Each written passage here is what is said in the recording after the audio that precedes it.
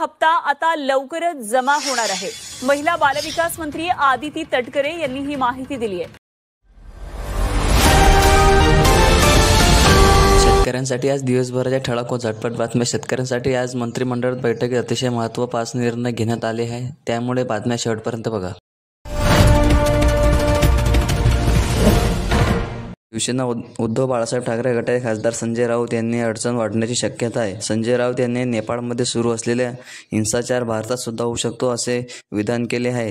त्यानंतर आता संजय राऊत यांच्यावर भारतीय न्यायसंहितेच्या कलम 150 नुसार गुन्हा दाखल करावा अशी मागणी शिवसेनेकडून करण्यात आली आहे। विधानसभा निवडणुकीच्या निकालानंतर महाविकास आघाडीमधील अनेक दिग्गज नेत्यांच्या माहितीमध्ये प्रवेश केल्याचं पाहायला मिळतंय। आता स्थानिक स्वराज्य संस्था निवडणुकीच्या तोंडावर देखील मोठ्या प्रमाणात पक्षांतर सुरू झालं आहे। महाविकास आघाडीनंतर नेते माहितीमध्ये प्रवेश करतच आहे, मात्र आता माहितीमधील घटक पक्षनेते देखील दुसऱ्या घटक पक्षात प्रवेश करताना दिसत आहेत। भारताचे लोकप्रिय प्रधानमंत्री नरेंद्र मोदी यांच्या 75व्या वाढदिवसानिमित्त एसटी प्रमुख 75 बसस्थानकावर सर्वसामान्यांसाठी मोफत वाचनालय सुरू करण्यात येणार आहे, अशी माहिती परिवहन मंत्री आणि एसटी महामंडळाचे अध्यक्ष प्रताप सरनाईक यांनी दिली आहे।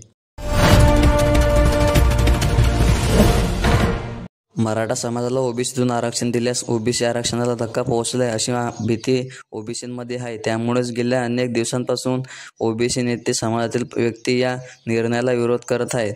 छगन भुजबळ यांनी या संदर्भात वेळोवेळी भूमिका मांडली असून आता ओबीसी आरक्षणाचा लढा तीव्र होताना दिसत आहे। उपराष्ट्रपतीच्या शपथविधीला अजित पवार का आले नाहीत, त्यावर एकनाथ शिंदे म्हणाले, अजितदादांच्या वतीने प्रफुल्ल पटेल उपस्थित होते, ते मला भेटले। एनडीचे सगळे लोक होते, त्यांच्या रायगडमध्ये पूर्वनियोजित कार्यक्रम होता, म्हणून अजितदादा आले नाहीत असं एकनाथ शिंदे यांनी सांगितलं। मनोज जरांगे पाटील यांच्या आंदोलनानंतर सरकारने अखेर महाराष्ट्र हैदराबाद व्हेजिटेरियन लागू करण्यासंदर्भात जी.आर. काढला। तसेच जरांगे पाटील यांच्या इतर देखील काही मागण्या मान्य झाल्या, मात्र राज्य सरकारच्या या जी.आरला ओबीसी समाजाला विरोध आहे। ओबीसी समाज चांगलाच आक्रमक झाल्यास पाहायला मिळत आहे। मराठा समाजाला ओबीसीमधून आरक्षण मिळू नये अशी या समाजाची मागणी आहे। लाडक्या बहिणींसाठी गुड न्यूज, आदिती तटकरे दिली सर्वात मोठी बातमी। आदिती तटकरे यांनी ट्विट करून अत्यंत महत्त्वाची बातमी दिली आहे।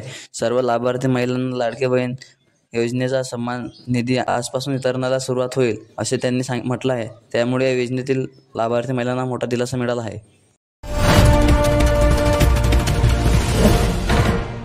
पोलीस भरतीची तयारी करणाऱ्या राज्यातील हजारो तरुणांसाठी आनंदाची बातमी आहे। आगामी काळात राज्यात सुमारे 15,000 पदांची भरती करण्यात येणार आहे।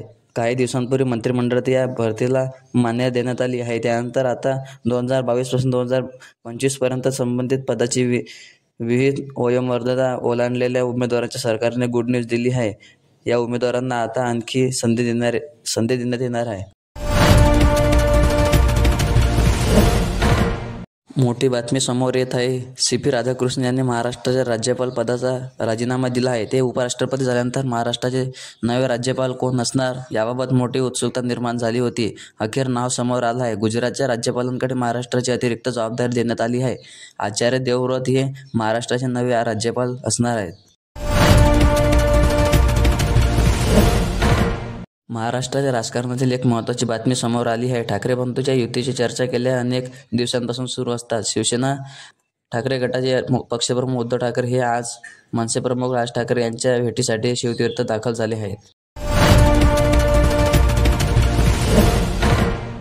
अशाच प्रकारच्या महत्त्वपूर्ण बातम्या जाणून घेण्यासाठी आपल्या UGS न्यूज चॅनलला सबस्क्राईब करायला विसरू नका आणि हा व्हिडिओ जास्तीत जास्त लोकांपर्यंत शेअर करा।